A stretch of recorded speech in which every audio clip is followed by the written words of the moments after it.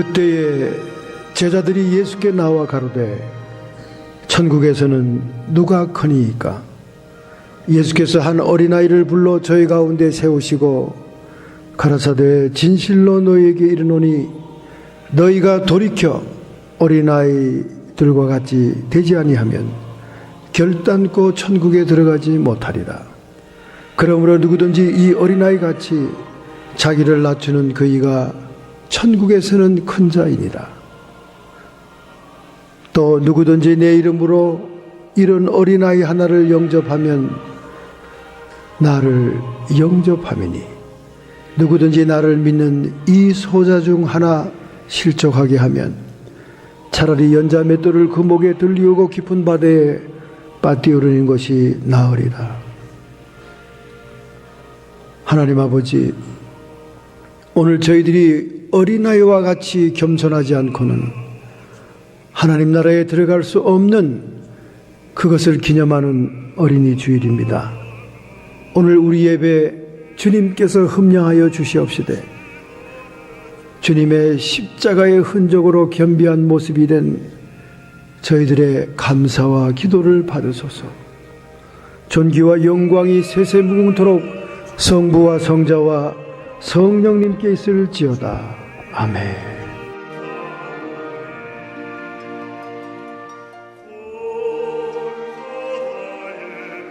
감람산에서 구름 타고 하늘로 올라가시던 주님을 애타게 지켜보던 사람들, 모든 것이 끝났다고 생각했기에 힘없이 갈릴리로 돌아갔다. 오직 말씀에 순종하는 제자들만이 마가 요한의 다락방에 모였다. 120명, 주님의 약속을 소망삼아 하루 이틀 열흘째 되는 날 오순절에 다 같이 한 곳에 모였다. 갑자기 하늘로부터 태풍처럼 밀려오는 급하고 강한 바람 소리, 온 집을 가득 채우고 솟아오르는 화산의 열기인 듯 불의 혀같이 갈라지듯 각 사람 머리 위에 임하였다. 저희가 다 성령의 충만함을 받고 입을 열 때에 알지 못하는 말들이 불을 토하듯이 성령의 말하게 하심을 따라 흘러나왔다. 성령 강림, 승천하신 주님만이 아버지께 구하여 보내신 것이다. 사랑하는 아버지가 모든 구원받은 성도들에게 선물로 주신 것이다. 하나님 아버지, 지나간 한 주간을 돌이켜보며 저희들의 허물과 잘못, 실수와 죄악들을 주님 앞에 고백합니다. 자백하는 자 주님의 용서의 은총에 들어감을 믿사오니 오늘도 용서받은 정결한 심령으로 하나님께 온전한 예배를 드리게 하옵소서. 주의 어린 양의 예수의 피가 이곳에 넘쳐나며 거룩한 성령님이 좌정하시며 하나님의 천군과 천사 내 생물이 함께하는 천상의 예배와 연결되어 거룩하신 성삼위 하나님 영광을 받으소서. 예수님의 이름으로 참회의 기도를 드렸사옵나이다. 아멘.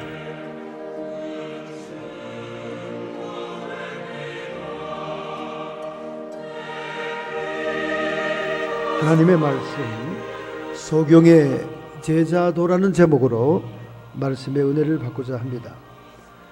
신약성경 100페이지 누가복음 6장 39절부터 49절의 말씀 함께 통독하겠습니다.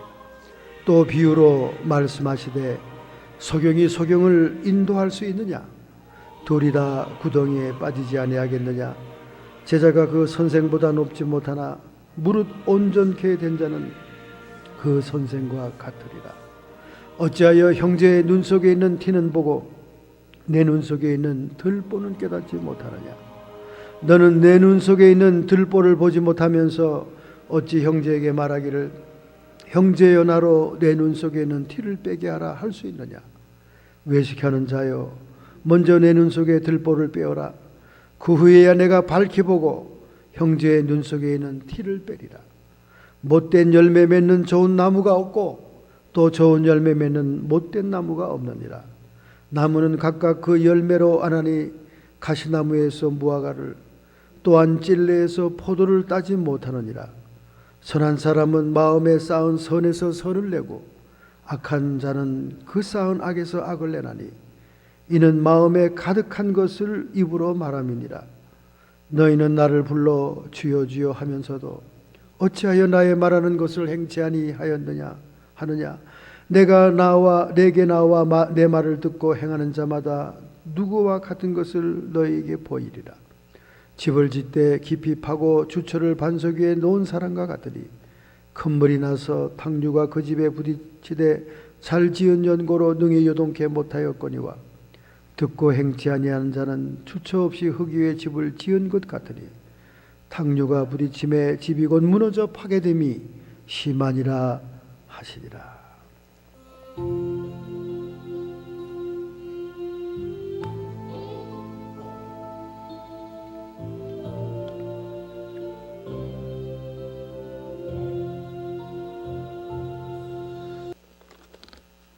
(1969년 7월 16일) 아폴로 11호가 달에 착륙했습니다. 학창 시절에 이 놀라운 달 착륙의 소식을 듣고 낭만과 환상의 대상이었던 그 달이 아무것도 없는 회색 먼지가 나르는 황량한 위성이라는 것이 확인되었을 때 너무나 절망스럽기도 했습니다. 그러나 인류 최초로 달에 첫 발자국을 내디딘 닐 암스트롱의 그 모습은 정말로 늠름하고 멋있어 보였습니다. 특별히 미국 휴스턴 항공우주국 나사 본부에서 교신용 라디오로 들려진 그 닐 암스트롱의 첫 소감, 첫 말이 얼마나 아름다웠던지 그 영어로 그것을 암송하고 그랬습니다. 이 첫걸음은 한 인간에게는 작은 발걸음이지만 인류 전체에게는 커다란 첫 도약입니다. 그의 떨리는 목소리의 그 말은 정말 감격스러웠습니다. 그런데 이 감격이 말이죠, 항상 가슴속에 간직되어 있는데 유튜브나 인터넷에 떠도는 음모론에 의하면 이게 가짜라는 거예요. 가짜. 얼마나 논리적으로 과학적으로 증명을 해대는지 많은 사람들이, 거의 반수의 사람들이 진짜 음모고 가짜인가 그렇게 헷갈릴 정도로 철저하게 기록된 유튜브와 인터넷에 필름들이 나돌고 있습니다. 닐 암스트롱의 달의 첫 발자국은 미국이 조작한 철저한 가짜다. 그게 수년 전부터 인터넷에 떠돌아다니고 있었습니다. 제가 그걸 보고 얼마나 절망이 되든지요, 충격을 받았죠. 요지는 이렇습니다. 당시의 기술로는 인류가 달에 갈 수가 없다는 거예요. 이해가 됩니다. 달이 위성들 가운데 가장 가까운 거리에 있지만은 지구에서 발사된 로켓이 정확하게 그 달을 돌아서 착륙했다가 떠서 온다는 것은 상상할 수가 없는 거죠. 당시의 기술로는 달 착륙을 시도할 수가 없다는 거예요, 미국이. 그러나 소련과 우주 경쟁에서 밀리기 싫은 미국이 아리조나 사막에 세트를 만들어 놓고 연출을 했다고 말이죠. 그 근거로 당시의 사진을 하나하나 분석해서 얘기를 하는데 얼마나 과학적이고 논리적인지, 그것을 보는 사람들은 하하하, 이거 미국이 큰 실수를 했구만, 음모구나, 음모야. 여러분도 그거 보면 다 넘어갑니다. 아, 가짜다. 맞아. 왜냐하면 공기가 없는 달에서 미국의 성조기가 펄럭이고 있다고 말이야. 막 성조기가 펄럭입니다. 그 다음에 그 배경에 깜깜한 어두운 하늘에 별이 하나도 보이지 않아요. 별이 하나도 없습니다. 그 강력한 로켓의 엔진이 달 표면을 내려갈 때 뜨거운 불덩어리로 움푹 파여야 되는데 전혀 파여 있질 않는 거예요. 뿐만 아닙니까? 가장 결정적인 음모론의 설명은 뭐냐? 그림자가 다르다는 거예요. 그림자가. 암스트롱의 암석의 그림자 방향과 다른 물체들의 그림자 방향이 완전 정반대라는 거예요. 이것은 세트에서 조명을 때려 촬영했기 때문에 조명이 가는 거에 따라 그림자가 갈라졌다는 거예요.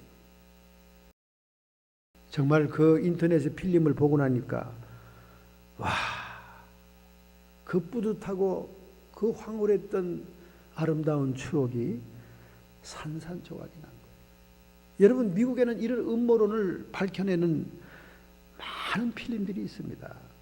911 쌍둥이 빌딩이 이미 사전에 인지된 것이고 미국 내의 자작극이었다. 어떻게 비행기가 뚫고 지나가는데 빌딩이 폭탄에 무너지는 것처럼 동시에 무너지냐고 말입니다. 최근에는 소련의 닥터 집하고 얼마나 유명한 영화와 소설입니까? 여러분도 학창 시절에 닥터 지바고를 보기 위해서 대한극장입니까? 거기 줄을 쫙 섰던 기억이 나죠. 정말 닥터 지바고 영화 볼 때 너무 정말 아름다웠어요. 지금도 그 필름을 제가 보관하면서 가끔 보면 그 여전히 그 감격적인 시베리아의 설경과 그 공산 체계가 일어나고 있는 그 사회 상태와 아름다운 사랑의 이야기, 이 아름다운 닥터 지바고의 책과 그 영화화되는 모든 과정에 미국의 CIA의 조종이 있었다는 거예요. 공산 사회 체제를 혐오하고 공산권을 무너뜨리기 위한 CIA의 배후에서 책을 베스트셀러 만들고 출판을 도왔고 영화화에 굉장히 자금을 투여했다는 것입니다. 여러분 이미 알고 있죠. $1짜리 지폐를 이렇게 접으면 911 쌍둥이 빌딩이 불나는 모습이 딱 나오는 거예요. 여러분 많이 봤죠. 이렇게 음모론이 대단합니다. 그런데 이 음모론을 또 뒤집는 나사의 발표가 있었어요. 자, 들어보면 또 얘기가 또 달라집니다. 공기 저항이 없는 달이기 때문에 성조기를 한번 꽂을 때, 처음에 꽂을 때 흔들렸던 성기는 계속 흔들린다는 거예요. 공기 자체가 없으니까. 그 성조기를 우주인이 가서 탁 꽂을 때 그 흔들리잖아요. 그 흔들릴 때 펄럭이는 그 기가 말이죠. 공기 저항이 없으니까 계속 흔들리고 있다는 거예요. 그러니까 바람이 없는 데인데 왜 흔들리냐는 말은 잘못된 말이다 그 말이야. 그러면 배경에 왜 우주의 별이 하나도 안 보이느냐? 이게 지구의 대기권 속에 살고 있는 사람의 관점에서 봤기 때문에 그렇다는 거예요. 대기권이 없는 달에서는 별빛을 포착하기 위해서는 카메라를 16초 동안 대기하고 있어야 되는 거예요. 대기권이 없는, 대기권에서 별빛을 잡아주지 않기 때문에 별빛을 잡아주는 대기권이 없는 달에서는 그 별의 별빛을 카메라에 잡기 위해서는 16초 동안 카메라를 지키고 있어야 별빛이 잡힌다는 거예요. 그러니까 거기에 신경을 쓰지 않은 거죠. 달 착륙에만 신경을 써야 되니까 별빛을 뭐 잡아서 지구에 중계할 생각을 안 한 겁니다. 그 다음에 그 불덩어리 로켓이 도착하는데 왜 파이지 않느냐? 그 로켓이 도착한 장소는요 완전히 안반 위에이기 때문에 그 돌멩이가 파이질 않았다는 거예요. 안반 위에 로켓이 착륙했기 때문에. 그렇지 않습니까? 로켓이 살짝 내리는데 모래 땅이나 이렇게 푸석푸석한 땅이면 내린 로켓이 쓰러지거나 뭐 문제가 생길 거 아니에요. 그러니까 안반으로 되어 있는 곳을 골라서 착륙을 했다고 말입니다. 아니 그러면 다른 물체, 로켓의 물체나 다른 물체와 닐 암스트롱의 그림자가 왜 반대 방향이냐 그 말이야. 태양이 한쪽에서 비치는데. 그것도 지구의 관점에서 봤기 때문에 그렇겠다. 거기에 집안이 울퉁불퉁해서 제멋대로 되어 있답니다. 그 울퉁불퉁한 집안 때문에 그림자가 제각각으로 보였다. 나사의 설명입니다. 나사의 설명을 듣고 보니 나사께 더 맞는 것 같아. 이야, 그러니 이 음모론이 어떤 각도로 보느냐에 따라 다른 거예요. 그러니까 이 지구에 있는 사람은 대기권 안에서 보는 관점에서 얘기한 거예요. 그러나 전혀 다른 환경이잖아요. 대기권이 없는 환경에서는 다른 현상이 있을 수 있다는 거예요. 그러니 미국의 처처에 깔려있는 이 음모론이 어떤 관점으로 보느냐에 따라 음모처럼 보이기도 하지만은 사실은 음모가 아닌 실제 사건이다. 참으로 우리는 놀라운 것을 발견해야 됩니다. 여러분이 지금 본다고 하는 것 믿을 것이 못한다는 거예요. 여러분이 지금 보이고 만지고 보고 있다는 것을 믿을 수가 없다는 것입니다. 로마의 황제가 유다의 유명한 랍비와 벤자민 랍비와 친분이 있었습니다. 비록 유다를 지배하는 종주국인 로마지만은 현자와 지혜자를 존중하는 그런 경향이 있는 황제가 지금 유다의 가장 뛰어난 지혜를 가지고 있는 랍비를 사랑해서 비밀리에 교제를 하고 있었습니다. 그래서 이 황제는 때때로 자기의 나라의 정책이나 통치를 위해서 자문을 구할 때 랍비에게 소식을 구하고 의문을 던졌습니다. 그러나 노골적으로 랍비와 친분이 있다는 걸 얘기할 수는 없잖아요. 그죠? 랍비의 입장도 있죠. 유다 사람들은 로마를 치를 들고 증오하는데 자기가 존경하는 랍비 선생이 지금 로마의 황제와 내통하고 있다 그러면 배신자 아니에요. 그래서 황제와 랍비 사이에는 사신이 왔다 갔다 하면서 자문을 구하고 있었습니다. 이제 나이가 든 황제는 고민이 있었어요. 나이 어린 아들이 있습니다. 그래서 랍비에게 자기의 고민되는 문제를 묻기 위해서 사자를 보냅니다. 랍비여, 내가 달성하고 싶은 것이 두 가지가 있는데, 첫째는 내가 죽으면 비록 어린 아들이지만은 이 아들이 황제가 되기를 원하고 있고, 둘째는 이스라엘 땅에 있는 티베리아스를 자유무역 도시로 만들어서 세계의 통상인들이 모이는 장소로 만들고 싶소. 그런데 아무래도 이 둘 중에 하나밖에 달성하지 못할 것 같은 그런 예감이 들어서 지금 랍비 선생님에게 자문을 구합니다 하고 사신을 보냈어요. 그때 사신이 그 의문사항을 랍비에게 전달한 거예요. 비밀리 가서. 그런데 랍비는 말이나 글로서 무언가를 남기면 틀림없이 백성들에게 오해를 살 것 같은 느낌이 들어서 말과 글은 절대로 남기지 않고 행동으로 보는 모습으로 황제에게 의사를 전달한 거예요. 황제가 돌아온 사자에게 물었습니다. 그래, 서신은 가져왔느냐? 뭐라고 말하더냐? 하더니 네 황제 각하, 아무런 말과 글을 남기질 않았습니다. 아니 그러면 내 말에 답변을 하지 않는다는 말이냐? 아닙니다. 다만 눈에 보이는 것으로 나에게 말을 했습니다. 어떻게 했느냐? 어떤 조그만 어린아이, 그 아이를 어깨에 무등을 태우더니 그 후에 그 아들에게 비둘기를 지어주고 난 다음 비둘기를 날아가게 했습니다. 옳거니 랍비가 나에게 지혜를 주었도다. 먼저 두 가지를 한꺼번에 이루려고 하지 말고 먼저 아들을 황제로 삼겨 난 다음 그 황제로 하여금 자유무역 도시를 건설하는 말이다. 의사가 전달된 거예요. 여러분, 의사 전달과 소통이라는 것은요, 말과 글로만 되는 게 아니에요. 바디 랭귀지가 있습니다. 부부 생활을 오래 한 남편과 아내들은요, 사람들이 모여서 대화하고 있는 과정에도 눈빛을 보고도 대화가 소통이 됩니다.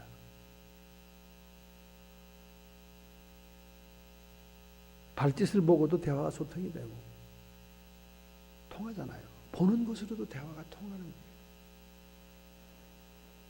황제가 두 번째로 랍비에게 또 질문을 하기 위해서 사자를 보냈습니다. 지금 왕위를 어린 아들에게 물려주고 하는데 여기에 반대하는 신하들이 너무나 많다는 거예요. 그러니 이 난관을 어떻게 극복하면 좋겠어? 사신에게 또 질문해 보냈습니다. 이 랍비는 영특한 지혜로운 선생인지라 말과 글을 남기지 않습니다. 그런 것들이 발각되면 유다의 국민에게 배신자라고 찍히게 되니까 아무런 근거를 남기지 않아요. 이 랍비처럼 좀 영특해야지 말과 글을 남기지 않습니다. 사자가 돌아왔습니다. 황제가 뭐라고 하더냐? 네, 말과 글은 한마디도 주지 않았어요. 그럼 뭐라고 그래서 행동으로 제가 볼 수 있도록 했습니다. 그래, 어떻게 하더냐? 랍비 선생님이 밭으로 내려갔습니다. 그래서 풀 한 포기를 뽑아가지고 집으로 들어가다이다. 그래, 그 다음에는 또 집에서 나왔습니다. 그들이 또 풀 한 포기를 또 뜯어 가지고 갔습니다. 그래, 그 다음엔 또 뭐 했느냐? 또 집에서 나오더니 또 풀 한 포기를 뜯어 또 들어갔습니다. 그래, 그거 참 이상한 일이고 한꺼번에 그 자리에서 뽑으면 될 걸 왜 하나씩 뽑았을꼬? 하더니 무릎을 딱 친 거예요. 랍비가 나에게 지혜롭게 행동하라고 가르쳐 주었구나. 정적들과 대적들을 숙청할 때 한꺼번에 하려고 하면 그 저항을 이길 수가 없습니다. 한 놈씩 따로 각해 격파를 해라. 그런 뜻으로 랍비로부터 지혜를 받은 것이요. 마찬가지입니다. 우리 목회도요, 개인적인 교제가 있어야 돼요. 개인적 교류가 있어야 됩니다. 한 사람씩 만나서 기도해주고 상담해주고 만나주는 그런 시간들이 필요합니다. 자기가 평소에는 자기 신자의 이름도 얼굴도 잘 몰랐다는 거예요. 그런데 40일 동안 성지순례하는 동안 너무나 개인적으로 친밀하게 많은 것을 알았다는 거예요. 너무나 보람 있는 시간이었다는 겁니다. 이것이 여러분 오늘 한국교회 현실이에요. 이름도 몰라, 성도 몰라, 얼굴도 몰라, 자기 교회를 모릅니다. 그 밑에 있는 구역장이나 부목사들이나 알지 단에 서 있는 단임 목사는 몰라요. 제가 이 얘기를 왜 합니까? 여러분, 사람이 의사를 소통하고 뭐 한다는 것이 말과 글로만 된다는 게 아니에요. 눈으로 보는 것으로. 그런데 주님이 뭐라고 말합니까? 주님이 탄식하지요. 소경이 소경을 인도할 수 있겠느냐? 둘이 다 구덩이에 빠지지 않겠느냐? 화 있을진저 소경된 인도자요. 그 당시에 종교 지도자를 자처하고 있던 바리새인과 사두개인과 서기관들에게 주님이 탄식하며 이 말을 한 거예요. 율법을 딸딸 외우고 있고 하나님의 계명을 지키며 가장 거룩한 제안은 그 종교 지도자들에게 너희들은 소경이 소경을 인도하고 있는 것이다. 그러니 둘 다 구멍에 빠진다. 화 있을진저 소경된 인도자여. 마태복음 23장 16절 소경된 인도자여 하루살이는 걸러내고 낙타는 삼키는도다. 작은 것들은 다 생색내면서 걸러냅니다. 이건 재고 저건 재고 어쩌고 하면서 낙타는 삼킨다는 거예요. 낙타는 뭡니까? 자기의 이권과 자기의 큰 명예와 자기의 큰 이익 같은 거는 쓱 삼킨다 이겁니다. 마태복음 23장 26절 소경된 바리새인아 너는 먼저 안을 깨끗이 하여라. 그리하면 곧도 깨끗하게 되리라. 겉만 번지르르하게 거룩한 옷을 입고 끌리는 그런 세마포를 입고 다니면서 경건의 모양은 있지만 그 안은 회칠한 무덤처럼 썩은 냄새가 나고 시체가 나뒹구는 무덤이다 그 말이에요. 속에 심술과 탐욕과 딴 생각이 들어있는 그런 지도자라 그 말입니다. 그래서 야고보 3장 1절 2절에 예수님의 동생인 야고보는 이렇게 경고합니다. 내 형제들아, 너희는 선생된 자의 심판이 큰 줄로 알고 많이 선생이 되지 말아라. 우리가 다 실수가 많지만은 만일 말에 실수가 없는 자면 온전한 사람입니다. 선생이라고 자처하는 자들의 심판이 크다는 거예요. 선생이라는, 바로 주님이 그 당시에 종교 지도자를 향해서 이런 탄식을 한 겁니다. 그들이 영적인 소경이라는 거예요. 이 말씀은 말이죠, 오늘 본문이 말이죠, 평지교훈이라는 산상에서 말씀을 증거한 게 아니라 평지에서 제자의 살아갈 길에 대한 말씀을 증거하다가 결론 부분에 가서 이 얘기를 한 거예요. 잘못된 소경의 제자도는 무엇이고 또 우리는 그것에서 벗어나서 영의 눈을 뜨는 그 길은 무엇일까? 그것이 오늘 말씀의 주제가 되는 것입니다. 먼저 45절을 한번 보겠습니다. 6장 45절. 선한 사람은 마음에 쌓은 선에서 선을 내고 악한 자는 그 쌓은 악에서 악을 내나니 이는 마음에 가득한 것을 입으로 말함이니라. 할렐루야. 여러분, 우리가 영적인 소경이냐 영안이 뜨인 제자냐 하는 것은 우리의 마음과 너무나 관계가 있다는 거예요. 우리 마음의 상태와 마음의 태도에 따라 눈에 들어오는 것이 깨달아지고 보인다는 것입니다. 이것이 평지에서 제자에게 교훈을 주시던 주님의 마지막 결론 부분에 하는 말씀이에요. 그래서 제자는 선생보다 낫지 않다고 얘기합니다. 왜냐? 제자는 교훈을 받고 훈련을 받아야 되기 때문에 그래요. 오늘날 많은 선교지에 떠나는 사람들 중에 훈련이 안 된 분들이 있습니다. 오늘날 목회를 향해 가는 신학생들 가운데 훈련이 안 된 사람들이 많습니다. 주님도 제자는 교훈을 받아야 되고 훈련을 받아야 된다. 이 훈련이라는 것이 단순히 교육을 의미하는 게 아니에요. 인생의 연단과 환난을 통해서 광야를 통과하는 삶을 통해서 너희가 광야에서 40년을 지난 것은 너희가 하나님 앞에서 자기를 낮추고 하나님 말씀만이 우리의 살 길이라는 것을 깨닫게 하기 위한 것이다. 훈련을 얘기하는 것입니다. 그렇기 때문에 이런 훈련을 받는 제자들은 다른 사람에게 무언가 비판하고 지적하기 전에 자기 자신의 잘못을 깨달아야 된다는 거예요. 자기가 먼저 회개가 돼야 된다는 것입니다.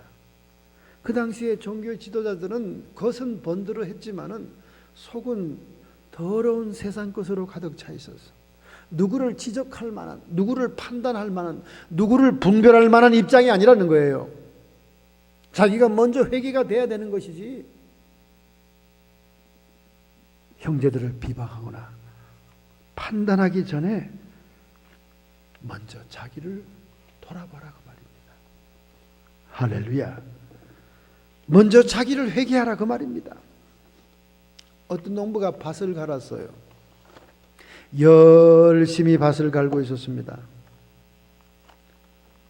그런데 산골짝 밭을 갈다 보니까 큰 바위 두 개가 있는데 그 바위 두 개 쪽에 등으로 막 이렇게 밭을 갈면서 가다가 바위 두 개의 등이 딱 부딪히면서 펄썩 앉았습니다. 그런데 자기 사타구니 밑으로 꼬리 같은 줄이 하나 쭉 있는 거예요. 그걸 어떻게 잡았습니다. 이게 뭐야? 하고 보니까 호랑이 꼬리였어요. 그 큰 바위 사이에 호랑이 꼬리가 나와 있었던 거예요. 그 바위가 막혀있기 때문에 호랑이가 금방 달려들지는 못합니다. 그러나 호랑이 꼬리를 붙들고 있으니 호랑이가 얼마나 으르렁거리고 소리를 쳤겠어요. 농부는 사시나무 떨듯이 겁을 먹고 있는 것입니다. 꼬리를 그대로 붙잡고 있지 않으면 금방이라도 호랑이가 바위를 뛰어넘어 자기를 잡아삼킬 것 같습니다. 그러나 언제까지나 이 꼬리를 붙잡고 있을 수도 없는 것입니다. 그래서 끙끙거리면서 땀을 흘리면서 긴장하고 온 사방을 둘러보고 있는데 저 먼 발치에 중이 사카스를 쓰고 지나가는 거예요. 옳다구나. 저 스님은 나를 좀 도와줄 수 있겠구나. 그래서 너무 반가워서 중을 불렀습니다. 저 여보세요 스님,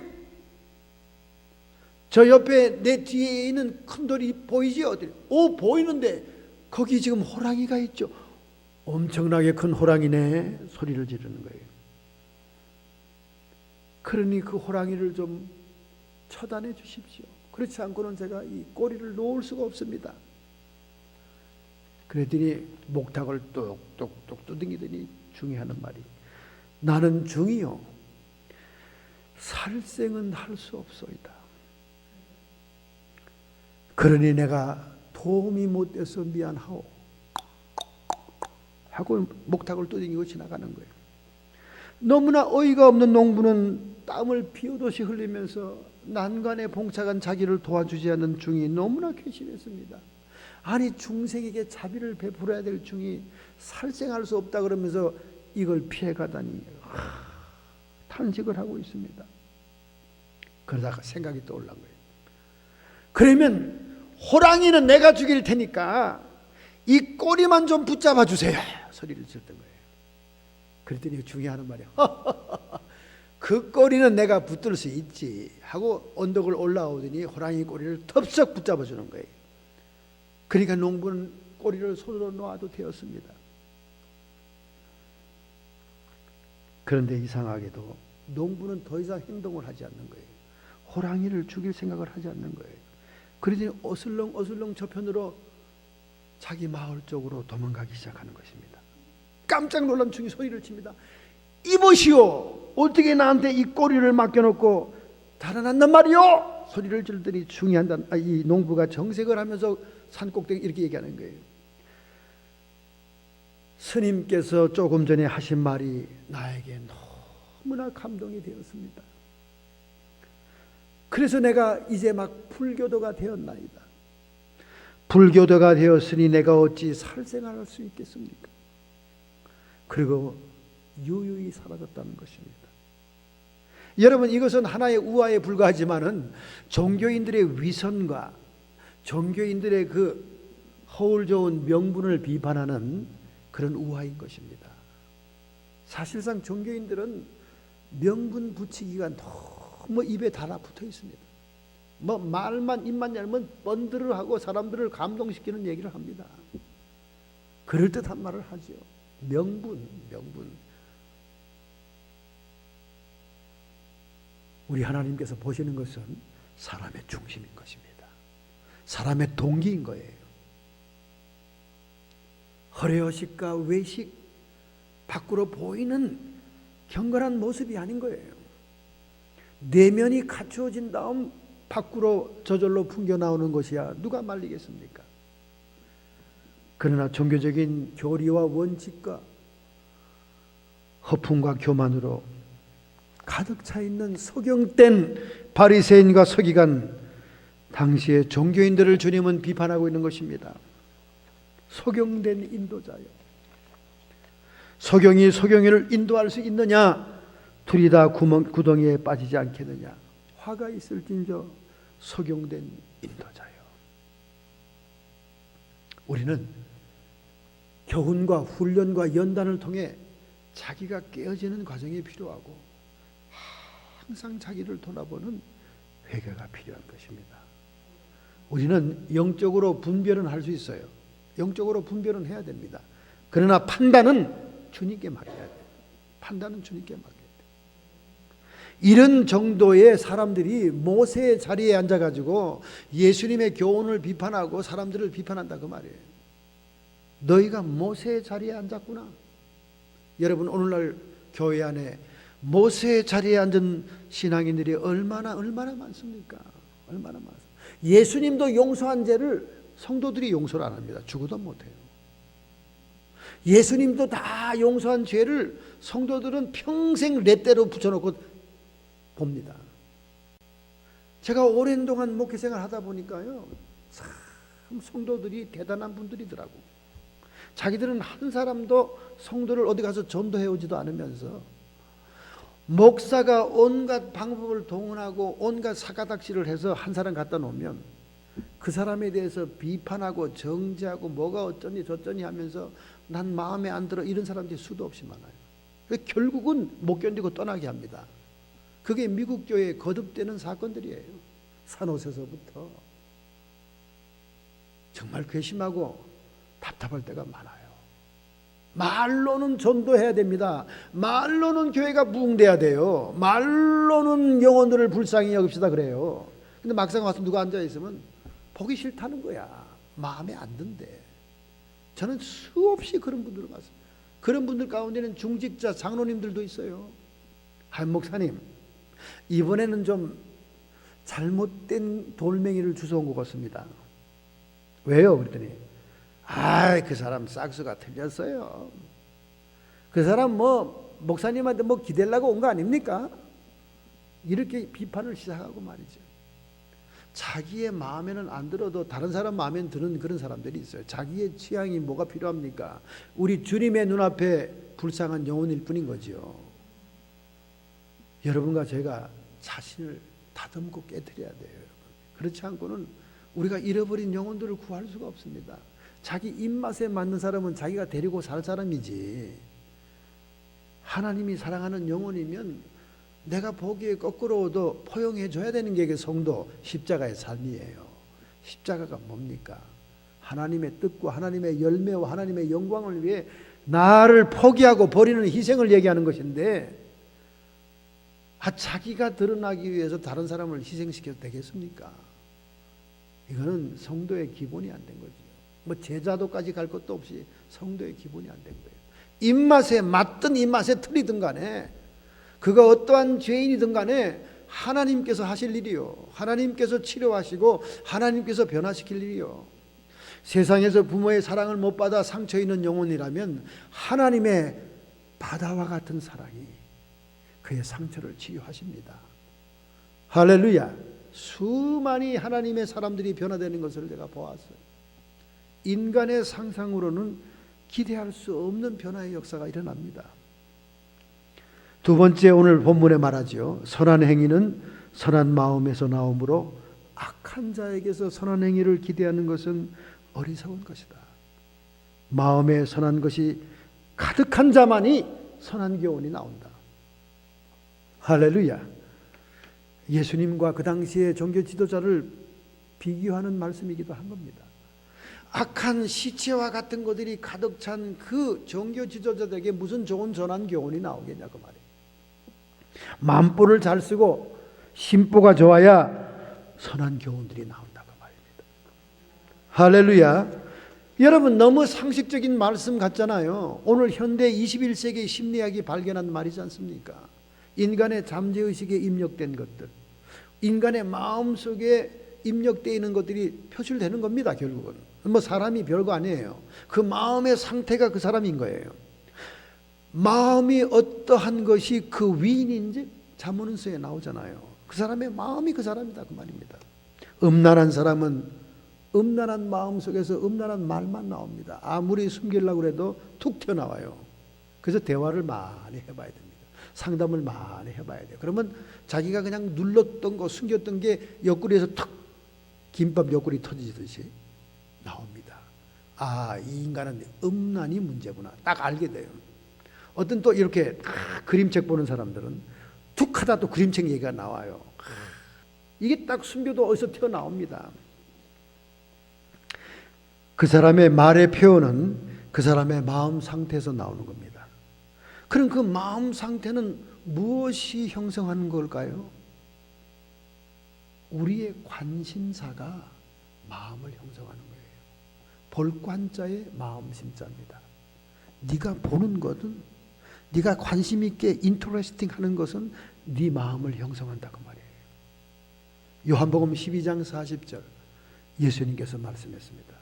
눈으로 보고 마음으로 깨닫느니라.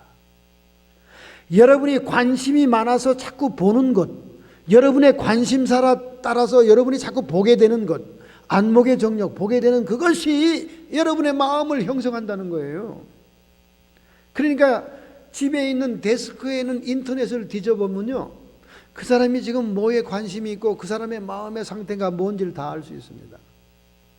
종교 설교가 많이 나오는 사람은 하나님의 진리에 목말라하는 사람입니다.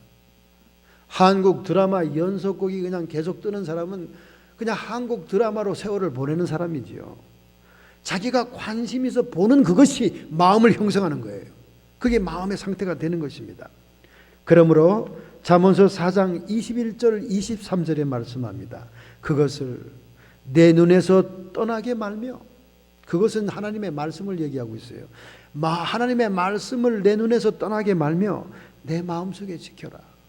그 말씀을 마음속에 품어라. 무릇 지킬 만한 것보다 더욱 내 마음을 지켜라. 생명의 근원이 이에서 나니라. 우리가 마음을 지켜야 되는데, 마음을 지켜야 되는 이유는 뭐냐? 모든 인간의 생명의 근원이 마음에서 나오기 때문이다, 그 말이에요. 그런데 이 말씀에서 전제했습니다. 그 마음이 어떻게 형성되느냐? 내 눈이 떠나지 않는 것이 마음을 형성한다, 그 말이에요. 말씀을 내 눈에서 떠나지 않고 그 말씀을 품으면 그 말씀이 내 마음을 지킨다, 그 말입니다. 이 말을 우리가 하고 성경에서 보고 있는 거예요. 네가 보는 그것, 집중해서 보는 그것, 관심이 많아서 보는 그것이 내 마음을 이룬다. 할렐루야. 지금은 인터넷 시대입니다, 여러분. 여기서 증거되는 말씀이 세계 5대양 6대주에 퍼져나가고 있습니다. 엉뚱한 소문도 인터넷을 타면 삽시간에 세계로 번져나갑니다. 이제는 놀라운 시대가 되었어요.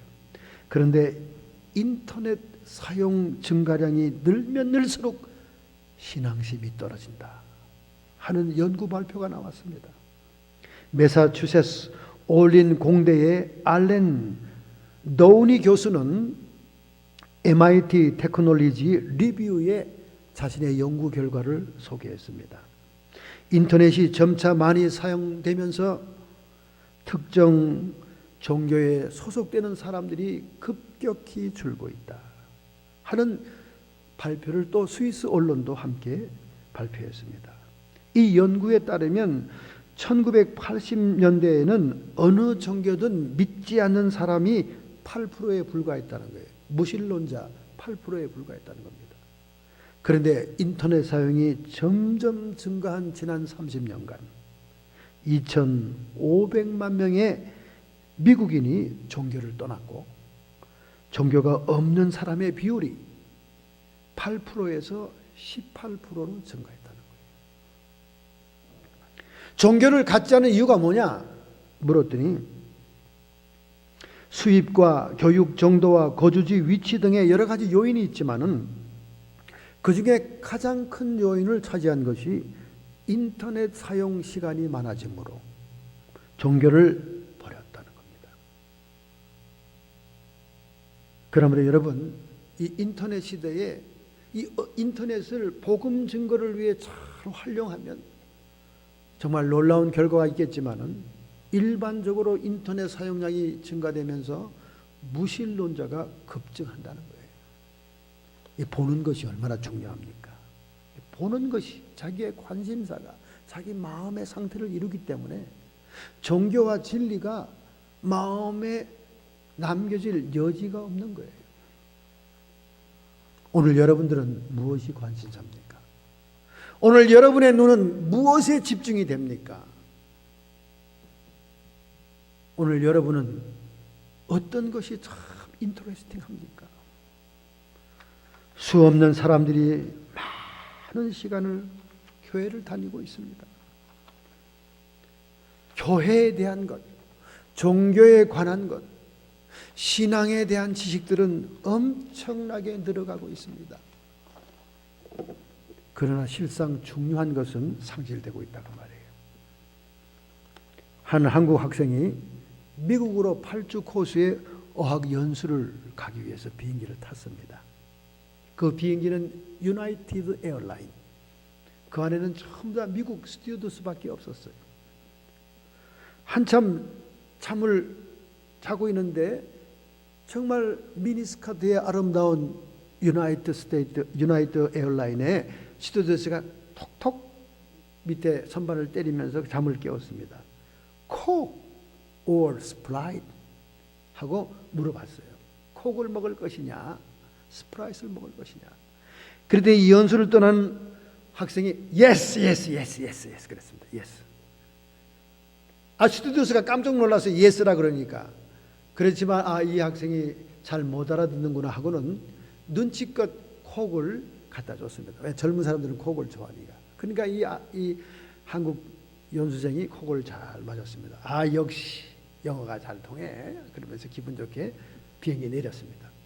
그 다음에 더 이상 그 스튜어디스를 만날 일이 없죠. 8주 후에 영어 연수를 다 끝내고 비행기를 타는데 웬일입니까? 똑같은 비행기였어요. 똑같은 스튜어디스가 똑같은 자기 자리로 또 찾아온 거예요. 콕 or 스프라이트? 물어본 겁니다. 야! 대답을 자신 있게 얘기한 거예요. 그러니까 이 스튜어디스가 또 웃으면서 이 학생이 여전히 못 알아듣는구나 하고 콕을 그냥 갖다 줬습니다.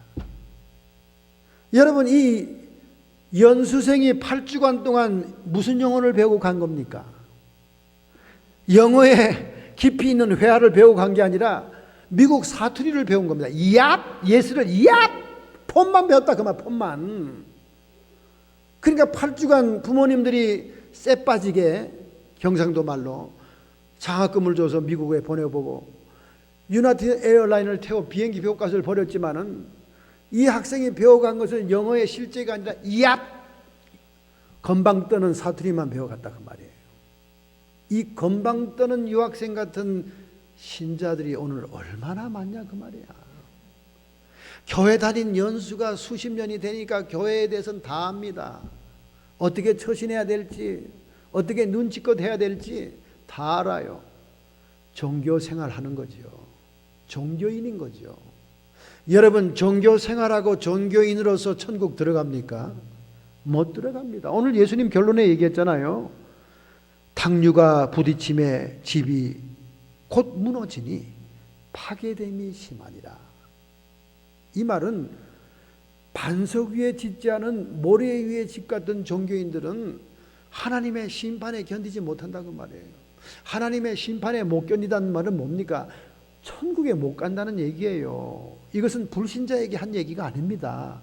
이미 예수를 믿는다고 자처하는 사람들이 주님의 교훈과 말씀을 가지고 자기의 인생의 건축을 반석 위에 세우지 못하고 모래 위에 세우면 하나님의 심판대에서 견디지 못하고 지옥으로 간다 그 말입니다. 오늘 지옥으로 떠나고 있는, 지옥에 여행 가고 있는 수많은 종교인들이요, 수많은 교회 신자들이요, 정신 차리시라 그 말이야. 종교에 대해서 많이 알고 기독교에 대해서 많이 알고 교리 지식이 많고 수십 년 동안 사람 눈에 띄는 봉사로, 투표로, 그것도 투표로 중직자, 장로, 권사가 되었던들, 그게 무슨 소용이 있습니까? 최근에 근처 교회에서 권사 취임을 했습니다. 성도들도 초신자로, 성도들도 중직을 가지고 교회에 들어오면 1년 이상은 지켜봐야 돼요. 그것이 교회 헌법입니다. 그게 통상관례예요. 목사도 마찬가지예요. 목사도 그 교회 중직자들을 세우려면 1년 정도 이상 지나가면서 그들의 신앙 상태를 지켜보고 난 다음에 세워야 되는 겁니다. 그런데 온 지 몇 개월 안 돼서 후닥닥 세우는 것은 자신이 정치적인 목사라는 것을 세상에 공포하는 거예요. 정말로 하나님의 종으로 하나님과 깊이 교제하고 하나님이 마땅히 세워야 될 종들을 세우는 그런 과정이 아니라 순전히 정치적인 제주처로 교회의 주인의식을 키워주고 교회에 붙들어 매놓으려고 주는 그런 임직식이다 그 말이에요. 오늘날 이런 정치적인 동기로 교회를 운영하는 사람들이 많습니다. 많아요. 자신은 선심을 쓰는 것 같고 교회가 욱삭박삭 발전이 되는 것 같아도 그 깊은 내면에 흐르는 동기를 보면 정치적인 것이냐, 종교적인 것이냐, 아니면 예수님처럼 생명을 전달하는 것이냐. 할렐루야! 오늘 여러분은 소경된 자에서 벗어나고 싶습니까? 21세기를 예표하는 라우디아 교회가 요한계시록 2, 3장에 나오지 않습니까? 3장에 나오죠. 라우디아 교회. 오늘 이 현대교회는 라우디아 교회 같습니다. 계시록 3장 17절 19절입니다. 내가 말하기를 나는 부자라 부요하여 부족한 것이 없다 하나. 여러분 21세기 교회 돈 없는 교회 있습니까? 오늘날 21세기 현대교회에 건축이 검소한 교회가 있습니까? 전부 다 부자예요. 헌금이 차고 넘쳐 어쩔 줄을 모릅니다. 목사님에게 돌아가는 헌금 봉급은 한계가 있고 나만 넘치는 헌금을 선교 해외로 뿌리는데 엉뚱한 곳에 뿌려대고 있어요. 나는 부자라 부요하여 부족한 것이 없다. 21세기 현대교회 정말 부흥에 다녀보면 부족한 것이 없습니다. 부족한 것이 없어요. 근데 예수님은 어떻게 생각하죠? 내 곤고한 것과, 예수님은 곤고하다고 얘기합니다. 가련한 것과 가난한 것과. 부자라고 지금 당당거리고 있는데 예수님은 가난하답니다. 가난한 것과 눈 먼 것과 영적으로 눈이 멀었어요. 벌거벗은 것을 알지 못하는도다. 이건 꼭 홈리스보다 더 못한 상태예요. 홈리스도 소경이 아닌 사람이 더 많습니다. 홈리스도 벌거벗진 않았잖아요. 이건 홈리스보다 더한 상태예요. 내 곤고한 것과 가련한 것과 가난한 것과 눈 먼 것과 벌거벗은 것을 알지 못하는구나.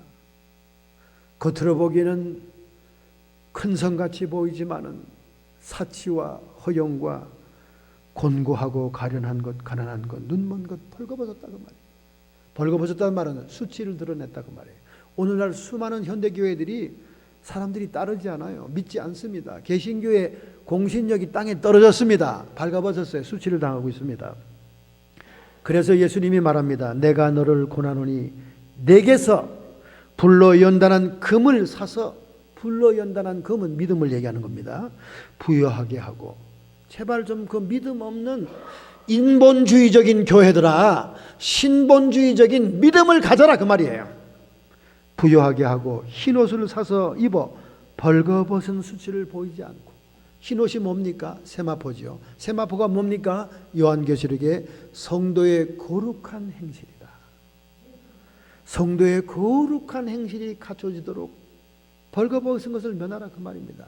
오늘날 교회 목사로부터 장로로부터 중직자로부터 음란과 낭비와 횡령과 온갖 발가벗은 수치를 보이고 있는 21세기 현대교회 한국교회 아닙니까? 성도의 거룩한 행실인 세마포 흰옷을 입어라. 안약을 사서 눈에 발라 보게 해라.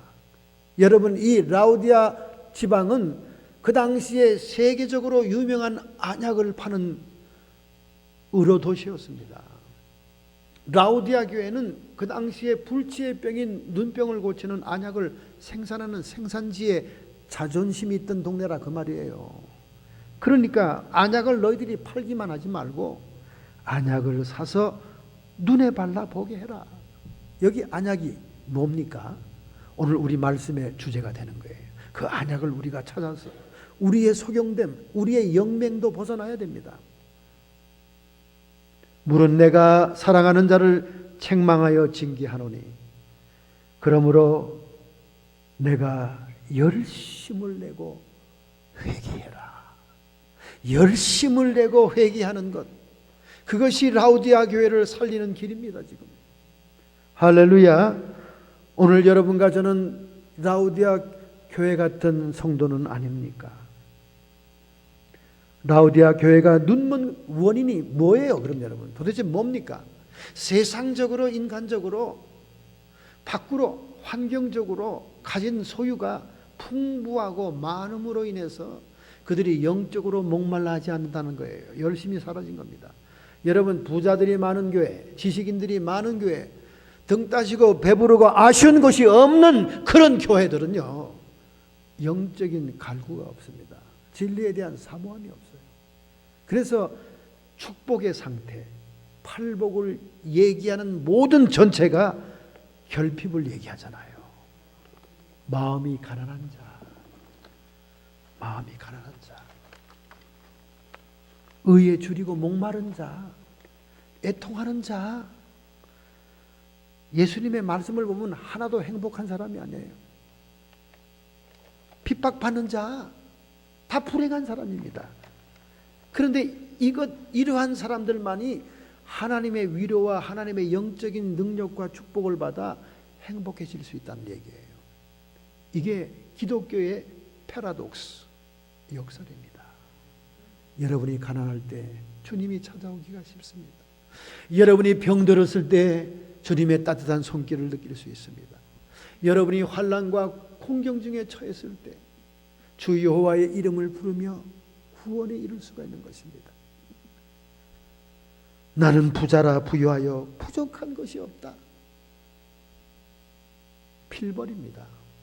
징계와 벌과 멸망밖에 준비된 게 없는 거예요. 그래서 여러분, 부족함이 없는 그런 21세기 교회 하나도 부러워할 게 없습니다. 모자라고 결핍이 되었고 주님이 도우시지 아니하면, 주님이 없다면 감당할 수 없는 그때가 축복이요, 그때가 행복이라는 거예요. 할렐루야. 두 번째 말씀 46절의 말씀입니다.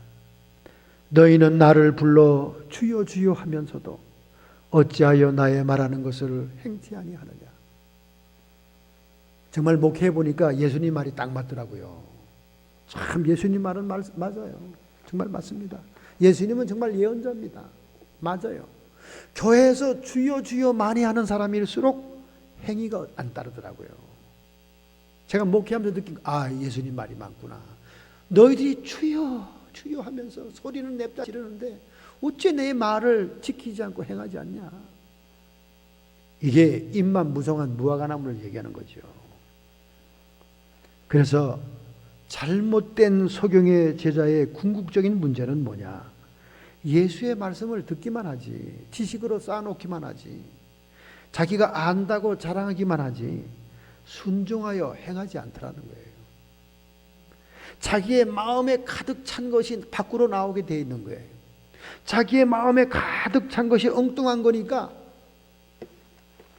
주님의 교훈과 말씀을 행할 여유가 없는 것입니다.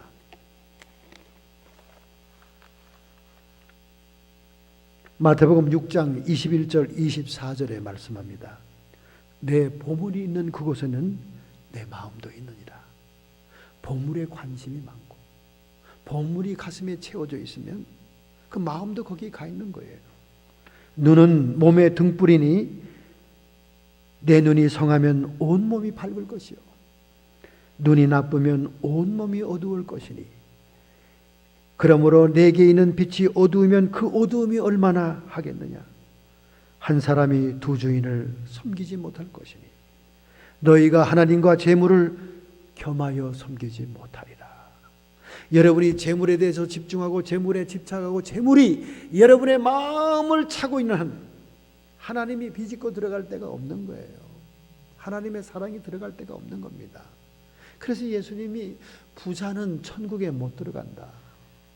예수님같이 겸손한 사람이 이렇게 단정적으로 말한 말은 별로 많지 않아요. 부자도 좋은 부자가 많을 텐데 그런데 단정적으로 얘기하잖아요. 부자는 천국 못 들어간다. 왜? 부자의 마음을 차지한 것은 물질이기 때문에, 예수님이 들어갈 여유가 없기 때문에. 예수님이 없는데 어떻게 천국 가냐고 말이에요. 입으로는 예수를 시인했어요. 예수님이 나를 구원했어요. 나는 천국에 반드시 가요. 아주 자처하는 성도들이 99%. 근데 하는 행동을 보면 요만큼 더 물질 손해 안 보려고 그러고, 요만큼 더 물질이 희생되고 손해가 되면 웅덩이 슬쩍 빼고 말이죠. 내가 아무리 봐도 예수님이 우선이 아니야. 물질이 최고지. 물질이 최고예요. 물질이 주인입니다, 여러분. 솔직합시다, 우리. 솔직해요. 미국의 대재벌이고 가장 부자였던 존 디 락펠러에게 신문기자가 찾아가서 인터뷰를 했습니다. 미스터 락펠러 씨, 지금 락펠러 씨는 미국에서 최고 부자요, 세계에서도 최고 부자인데 앞으로 얼마나 더 돈이 필요하십니까? 그렇게 질문했더니 이 락펠러가 웃으면서 하는 말이, 예, 조금만 더 필요합니다. 그러더라는 거예요. 여러분, 락펠러가 조금만 더 필요한다는데 여러분은 얼마나 더 필요하겠어요? 록펠러가 돈이 더 필요하대. 그럼 여러분이 얼마나 더 필요하겠어? 필요한 게 많을 거예요. 그러나 그것이 우리에게 참 만족과 행복은 갖다 주지 않습니다. 명예를 얻고자 하는 자가 정치에 나갔다면 반드시 대통령이 되고 싶을 것입니다. 박지원 국회의원을, 야당 국회의원이잖아요. 김대중 대통령 비서했던, 뉴욕의 한인회장했던 분 아닙니까? 눈이 한쪽이 이렇게 안 좋지 않습니까? 그분을 기자가 인터뷰했어요. 박 의원님도 대통령에 대한 마음이 있습니까? 그들이 정치하는 사람으로서 대통령에 대한 꿈이 없다면 그것은 가짜지요. 그러면서 자기가 대통령이 되고 싶은 마음을 얘기했습니다. 명예도 끝이 없는 거예요, 여러분. 명예도 끝이 없는 겁니다. 그러나 결국 인간에게 그것이 행복을 갖다 주지 못합니다. 하나님은 인간에게 행복을 갖다 주는 축복받은 자를 얘기하면서 심령이 가난한 자, 애통하는 자, 온유한 자, 의에 줄이고 목마른 자, 긍휼히 여기는 자, 마음이 청결한 자, 화평케 하는 자, 의를 위하여 핍박을 받는 자가 복이 있도다. 도대체 주님이 말하는 것은 행복과는 전혀 반대되는 처지에 있는 불쌍한 인간들인데 그들이 어떻게 행복해진다는 얘기입니까? 오직 예수님이 그들을 채우심으로, 오직 하나님의 생기가 영적인 존재인 우리의 심령에 들어올 때 참 행복과 만족이 온다는 것입니다. 영혼의 갈증을 해소하는 것은 하나님의 영적인 축복밖에 없다는 거예요. 할렐루야. 로마서 8장 5절 6절입니다. 육신의 생각은 사망이요 영의 생각은 생명과 평안이니라. 여러분과 제가 육신에 아무리 화장을 하고 육신에 아무리 좋은 것을 입히고 먹여도 결국은 죽는 거다 그 말이에요. 흙으로 돌아간다 그 말이에요. 그러나 우리의 영의 생각은 하나님의 영원한 생명과 평안이 오는 것입니다. 그 행복의 비교가 되겠어요? 로마서 8장 12절부터 16절에 말씀했습니다. 그러므로 형제들아, 우리가 빚진 자로 돼 예수님께서 우리의 모든 죄값을 치루었으니 우리는 빚진 자지요. 육신에 져서 육신대로 살 것이 아니니라. 우리가 육신의 욕망과 육신의 욕구대로 끌려다니면서 육신에 져서 살면 안 된다. 너희가 육신대로 살면 반드시 죽을 것이로다. 여러분과 제가 하나님의 말씀과 뜻을 하나하나 행치 않는다면 우리의 인생은 모래 위의 집이에요. 그냥 창수가 나고 바람이 불고 쓰나미같이 나가면 흔적도 없이 사라집니다. 그러나 반석 위에 세운 자같이 순종하고 행한 자들만이 하나님의 심판을 통과하지 않습니까? 그러므로 너희는 눈으로 봄으로 너희의 귀로 들음으로 복이 있다. 구약시대에 하나님의 사람들을 종합해서 얘기하는 거예요. 하나님의 사람 가운데는 프로핏, 선지자가 있잖아요. 선지자는 하나님의 음성을 듣는 자입니다. 하나님의 사람 가운데 선견자가 있지 않습니까? 선견자는 seer라고 합니다. seer. 환상을 통해 하나님의 마음과 뜻을 보는 자들입니다. 그러므로 여기 주님이 말하는 것은 너희 눈이 봄으로, 이건 seer, 선견자를 얘기하는 거지. 너희 귀가 들음으로, 이건 prophet, 선지자를 얘기합니다. 성령 시대에는, 구약 시대에는 성령이 외적으로 능력으로 부음받은 자만이 선지자, 선교자가 됐지만은 21세기 현대 교회에는 하나님의 성령이 already 임재하고 계시기 때문에 모든 성도들이 선지자와 선견자가 될 수 있는 거예요. 듣는 귀가 되고 보는 눈이 되는 겁니다. 여러분과 제가 기도할 때 주님의 음성을 듣잖아요. 여러분과 제가 기도할 때 주님이 환상을 보여주지 않습니까? 쓰여인 겁니다. 선견자가. 이런 자들이 복이 있다는 거예요. 이런 자들을 영의 눈이 떴다, 그렇게 얘기하는 것입니다. 할렐루야. 그럼 영의 눈에 뜬 사람이, 어떤 사람이 영의 눈에 뜨냐? 오늘 설교의 마지막 부분, 가장 중요한 부분이겠죠, 여러분.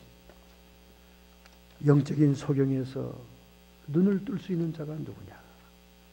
요한복음 6장 39절 44절에 예수님의 답변이 있습니다. 너희가 성경에서 영생을 얻는 줄 생각하고 성경을 상고하거니와 이 성경이 곧 내게 대하여 증거하는 것이로다. 그러나 너희가 영생을 얻기 위하여 내게로 오기를 원치 아니하는도다. 그 당시에 종교 지도자, 소경 인도자인 서기관들, 바리새인 사두개인들은 하나님의 율법 속에 하나님의 생명과 영생이 있는 줄 알고 문자적으로, 글자적으로 연구 박사들이다, 그 말이에요. 근데 정작 예수님에 대해서 기록한 것이고 예수님에게 하나님의 생명이 있음에도 불구하고 예수님에게 오지 않는다, 그 말입니다.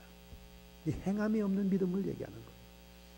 행위가 없는 믿음을 얘기하는 것입니다. 그 왜 그렇게 오지 않냐? 더 구체적으로 얘기합니다. 나는 사람에게서 영광을 취하지 아니하노라. 예수님은 사람의 인정을 받을 필요도 없어요. 사람에게서 영광을 거둘 필요도 없습니다. 자존감이 넘치는 하나님의 아들 아닙니까?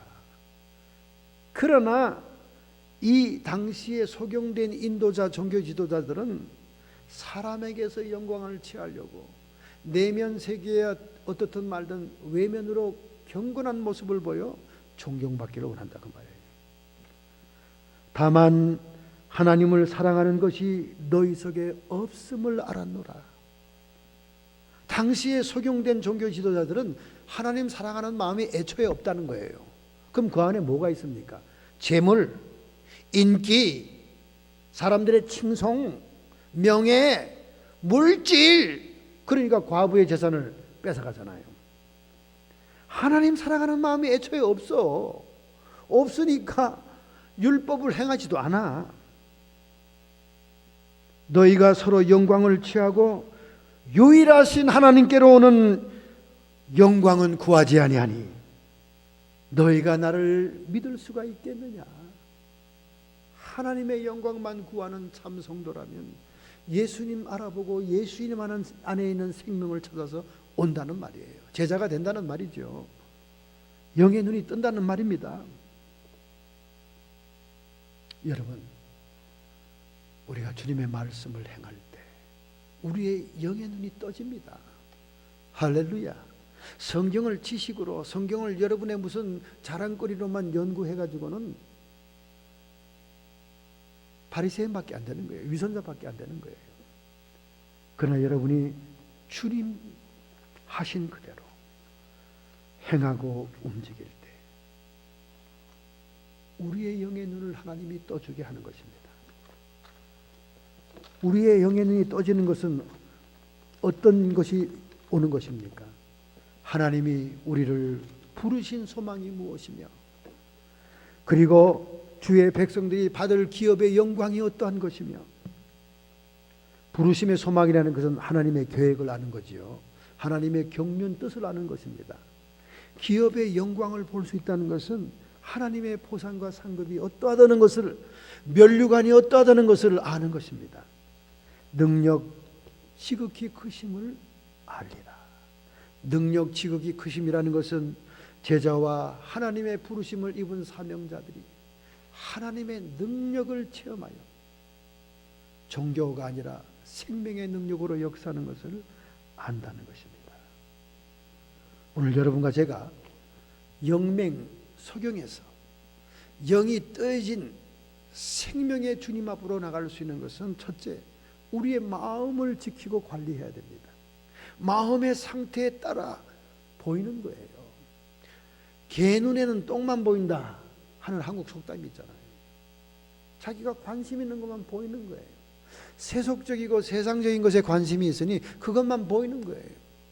그러나 애통하는 자, 심령이 가난한 자, 온유한 자, 의에 줄이고 목마른 자는 영적인 갈증과 영적인 소망이 있으므로 하나님이 영으로 채우신다고 말이에요. 할렐루야. 그뿐만 아니라 우리가 하나님이 주신 교훈을 한 가지 한 가지 행할 때 말없이 묵묵히 옳은 소리 하는 것 왼소리 모르게 구제하고, 그리고 영혼들의 연약함을 위해 중보기도 해주고, 도움이 필요한 자에게 도움을 주고, 내 것이 희생이 되더라도 주의 이름을 영광을 위해서 섬기는 자가 되어야 된다고 말이에요. 할렐루야. 이런 실천과 이런 믿음의 행위가 따라야 우리 영의 눈이 떠지는 거예요. 뭐 도사들처럼 동굴에 앉아가지고 나무에 위 탑을 한다고 눈이 떠지는, 천리의 눈이 떠지는 게 아닙니다, 여러분. 신령한 영적인 눈은 하나님의 계시적인 종교이기 때문에 하나님의 쪽에서 우리를 눈뜨게 해줘야 되는 거예요. 그러게 하기 위해서는 우리가 하나님을 감동시켜야 되잖아요. 우리의 마음의 관심사가 영적인 목마름이요, 하나님의 성령의 인도함으로 관심을 갖게 되고, 그리고 주님이 우리에게 교훈한 말씀대로 하나하나를 실천해 나갈 때, 고넬로야, 너의 기도와 구제가 아버지께 기억하신 바 되어 상달되어 천사를 보는 것과 같이 여러분의 눈이 떠지는 거예요. 할렐루야. 고넬로가 영적인 눈이 떠졌기 때문에 천사를 본 거 아니에요. 왜 그렇게 눈이 떠졌습니까? 그가 기도와 구제라고 하는 행함이 있는 믿음을 통해 하나님께서 눈을 떠주게 한 거예요. 오늘 여러분 이와 같은 신앙의 차원으로 성장해 나가기를 축원합니다. 이와 같이 진정한 제자도의 삶을 살기 위해서 결심하고 결단한다면 여러분의 가슴에 손을 얹겠습니다. 오늘 여러분의 의지의 결단을 하나님께 보이겠습니다. 진정한 주님 앞에 여러분의 결심을 고백합시다. 전능하신 하나님, 오늘 우리를 안타까이 부르시면서 세상에 대한 관심과 집착보다 하늘나라 영광을 향한 갈망과 갈증을 기다리고 있는 줄로 믿습니다.